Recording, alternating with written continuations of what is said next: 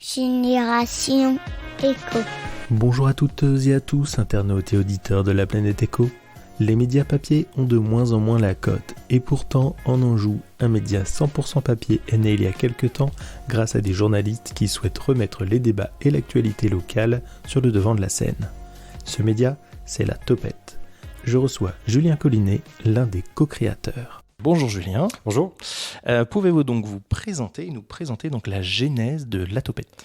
Moi je m'appelle Julien Collinet, donc je suis un journaliste j'ai une expérience d'à peu près 10 ans dans le métier. Donc ça fait pas mal de temps que je fais ce boulot. J'ai d'abord travaillé en télévision, notamment à Paris pour Canal+. Après j'étais rédacteur en chef d'un magazine économique, plutôt d'économie sociale à Bruxelles, où déjà j'avais commencé à faire des articles de fond. Et ça fait quelques années, ça va faire 3 ans que je suis en Anjou, et avec d'autres collègues journalistes qui ont aussi pas mal d'expérience, on voulait monter un journal qui nous ressemble, un journal un peu dont on rêvait de faire en fait. Et on pensait que le local c'était quand même une bonne porte d'entrée pour faire ce type de média, c'est-à-dire faire un journal assez intelligent avec des papiers de fond qui remettent en cause, qui créent du débat. Et donc voilà, à la base c'est comme ça qu'est née la Topette. Donc la Topette, je vais peut-être pour la présenter, c'est un journal papier qui est né il y a maintenant 1 an. On vient de fêter notre premier anniversaire, c'était en septembre 2020. C'est un journal qui est totalement indépendant et on se définit comme un journal local, populaire et indiscipliné. Alors local, pourquoi déjà ? Parce qu'on se limite aux frontières du Maine-et-Loire, de l'Anjou. Donc ça va être que des papiers sur ce territoire-là. Populaire, parce qu'on s'adresse avant tout à tout le monde. En fait, on est un journal généraliste. On essaie aussi d'être accessible. On a un prix qui est à notre avis attractif, qui est de 3 euros. Souvent, les médias qui se lancent sont à des tarifs un peu plus chers. Mais aussi populaire parce qu'on veut parler avant tout des gens, en fait, des gens qui habitent le département, qui le font vivre, ce qu'on pourrait appeler les gens ordinaires, monsieur et madame tout le monde, et sur les conséquences que les politiques peuvent avoir sur eux, sur les difficultés qu'ils rencontrent, sur aussi les solutions qu'ils peuvent trouver pour améliorer leur vie. Et enfin indiscipliné parce qu'on veut être un peu poil à gratter, c'est-à-dire un peu déjà faire de l'investigation, mais aussi déconstruire un peu le discours politique, le discours dominant, et essayer de lever des lièvres, par exemple, parce que aussi sur nos territoires, et c'est dommage parce que la presse magazine, qui normalement a le temps de faire de l'investigation, ne le fait que très peu en province, et nous, on va aussi révéler des choses sur Angers et sa région. D'accord, et donc vous êtes combien de journalistes à travailler à temps plein, si je puis dire, sur Topette ? Alors à temps plein, pas vraiment parce qu'on était tous bénévoles, sauf depuis quelques semaines, on vient d'embaucher enfin un des journalistes qui lui peut maintenant se consacrer dessus. Mais sinon on est 3 à écrire vraiment pour le journal, donc c'est très important, on insiste sur le fait qu'on est tous des journalistes professionnels qui écrivons dans le journal, c'est-à-dire que toutes nos infos sont sourcées, vérifiées, et toute la déontologie qui va avec se retrouve dans les papiers qu'on peut lire dans la Topette. Et après, on est surtout 2 à coordonner, donc Maria Monod et moi, à coordonner le journal et à s'occuper de la rédaction en chef. Après, au-delà de ça, au-delà de ces 3 journalistes qu'on est, il y a aussi des gens qui sont venus rejoindre l'aventure. Il y a des photographes, des illustrateurs aussi qui donnent une identité très forte à la Topette. Et puis plein de petites mains qui vont nous aider à faire les enveloppes pour envoyer aux abonnés, à distribuer les journaux dans les points de vente ou aussi à gérer la communication, l'administration. En tout, il y a une petite quinzaine de personnes qui gravitent autour du projet. D'accord, ça veut dire que plusieurs personnes peuvent venir donc vous donner un coup de main sans forcément être journaliste. C'est ça, et s'il y en a qui nous écoutent, qui veulent venir nous aider, on prend volontiers toutes les bonnes volontés. Et ouais, parce que c'est une aventure qui s'est faite de façon un peu punk, on l'a lancé un peu comme ça, sans vraiment savoir ce que ça allait donner, il n'y avait pas vraiment de business plan. Et du coup, il y a à chaque numéro, il y a des gens qui viennent nous rejoindre. Alors ça peut être des coups de main très ponctuels, et d'autres qui s'engagent plus dans l'association, parce que ça, je ne l'ai pas précisé. Mais on est structuré en association au sein du journal La Topette. D'accord, ok, ouais, c'est important effectivement de préciser que c'est une association et pas une entreprise derrière. Alors vous avez fait le choix du format papier, pourquoi plus le papier que le numérique ? Déjà parce qu'on est très attaché en tant que journaliste, on est des amoureux du papier, on n'a pas envie que ce format-là meure. Aussi, c'était un peu une forme de résistance au tout numérique. Alors on n'est pas opposé au numérique, nous on est des gros utilisateurs, ça nous sert beaucoup dans notre travail, mais on pense que tout ne doit pas être via Internet. Il y a des gens qui n'ont pas accès au format numérique et c'est important, nous, de parler à tout le monde. On pensait que le papier était la bonne solution pour répondre à ce problème. Et aussi parce qu'on fait quand même des enquêtes longues qui demandent quand même de l'implication du lecteur pour pouvoir les lire. Et on pense que se poser avec son journal dans son canapé, à son bureau, c'est quand même plus adapté qu'à lire en ligne où on peut être tenté de papillonner. Et là, on peut vraiment se concentrer sur le journal. Et puis aussi parce qu'on peut y revenir après. Les journalistes les articles dont on va traiter dans le journal ne sont pas des formats périssables, on va dire. Je pense qu'il y a même encore des gens aujourd'hui qui rachètent les tout premiers numéros parce que ils sont encore d'actualité. Et puis aussi, on veut que ça soit un instrument de lien social. Donc je pense que c'est aussi toujours un acte d'aller chez son buraliste, chercher son journal. Ensuite, on peut le prêter à ses amis, en discuter. Donc voilà, le format papier, c'est quelque chose qui nous correspondait. D'accord. Et alors, en termes de sujets, comment vous les choisissez, justement? C'est forcément des sujets qui vont à contre-courant de l'actualité ou justement vous raccrochez à cette actualité qu'on peut voir dans les médias, dans les mainstream et tout ça? C'est un peu tout. On se donne pas d'interdit dans la topette. On pourra parler autant de politique que d'économie, de social, d'écologie, même de sport. C'est vraiment des sujets qui vont nous toucher. On essaye en tout cas effectivement de faire des sujets qu'on n'a pas vus ailleurs. Ça, c'est souvent une particularité. Il y a certains numéros où on est très fiers, où il y a certains sujets où on a très peu, voire pas parlé dans d'autres journaux. Après, on essaie toujours de le faire de façon intelligente. Il faut que ça raconte des choses.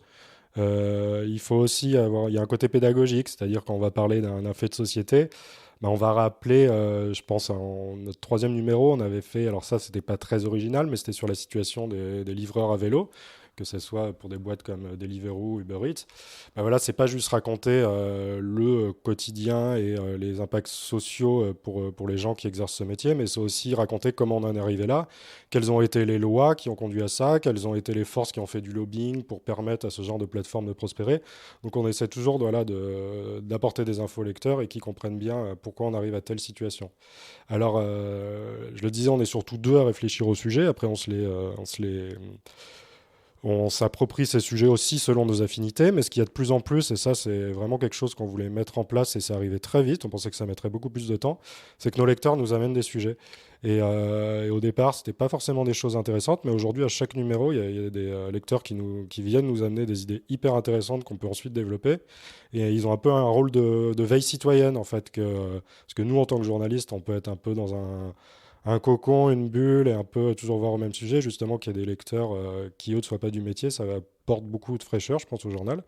Et puis aussi parce qu'on n'est pas nombreux, et couvrir un département comme le Maine-et-Loire, c'est assez grand, donc eux, ils peuvent nous ramener des sujets qu'ils voient dans leur coin, dans leur village.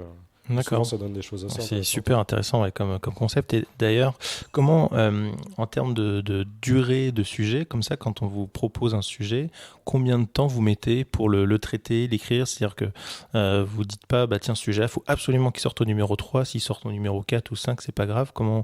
Quel est le processus et combien de temps finalement ça dure en moyenne Ouais, c'est très pertinent comme question parce que c'est vrai que on bosse là-dessus, je pense, en tout cas moi différemment de comment j'ai bossé dans d'autres médias.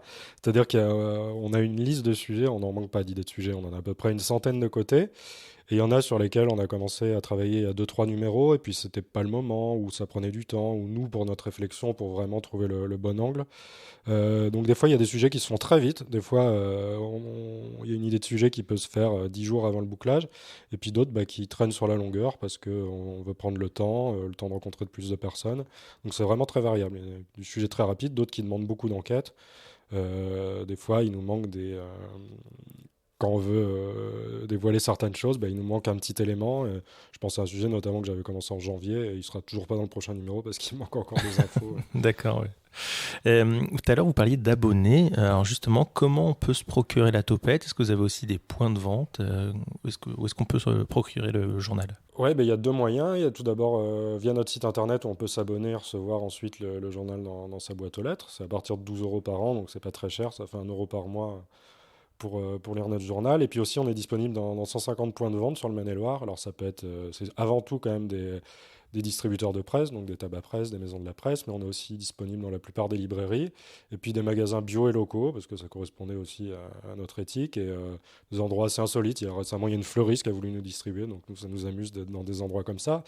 Et justement, c'est bien parce que la presse papier vit des heures assez difficiles, et je pense que c'est aussi important, nous, de multiplier les endroits où on peut être disponible pour que les gens puissent nous lire. Ouais, et d'ailleurs, vous tirez à combien d'exemplaires les numéros? On tire à 4500 exemplaires aujourd'hui. D'accord. Et vous avez déjà des ruptures dans certains numéros ou vous avez encore du stock? On a toujours un peu de stock et il en faut toujours un peu plus pour qu'il y ait du roulement. Et en fait, on récupère les invendus à la fin d'un numéro. Donc on en récupère toujours un peu. Du coup, après, on s'en sert surtout. On commence à faire de plus en plus d'interventions, toujours bénévolement dans les écoles, d'éducation aux médias. Donc ça nous sert aussi de support pédagogique. Et puis on est en train de mettre en place des moyens pour que ça soit distribué, notamment dans les banques alimentaires, que ce soit un Resto du Cœur ou quoi, et parce qu'on pense que c'est bien que aussi les personnes en situation de précarité aient accès à la presse et à l'information. Tout à fait, oui. Effectivement, c'est hyper intéressant à ce niveau-là aussi.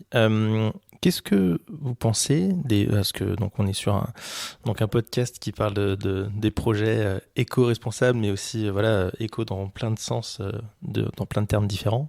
Est-ce que vous pensez que les futures générations auront une fibre un peu éco justement?